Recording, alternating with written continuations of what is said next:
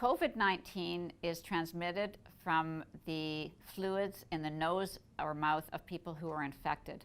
And this occurs when they cough or sneeze and produce small particles we call droplets.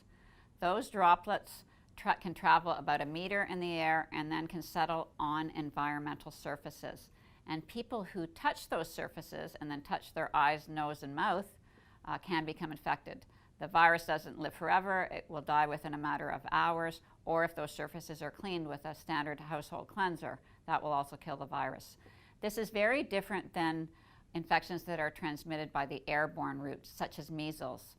That transmission can occur because the virus can remain suspended in the air from a person who's infected and is in an airspace and breathes in that airspace, and can even survive in the air for several hours after the person leaves. So what does this mean? Well, it means that someone who's sick with COVID-19, the risk of infection is primarily within a household setting because they may cough or sneeze quite close to their family members who may be within that 1 meter where those droplets can be transmitted, or it could be because they cough or sneeze and contaminate environmental surfaces that are then touched by family members, but they would not pose a risk, for example, if they walk through an airport or a mall, because people would not have close contact with them.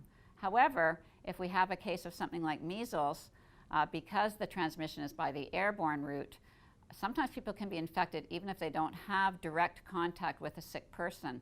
We have had cases of measles go through Vancouver Airport, and other people getting sick who walked through the airport around the same time or even sometime after the case left, because the virus can remain suspended in the air. But COVID-19 is not transmitted that way, and it's not nearly as infectious as organisms that can be transmitted by the airborne route.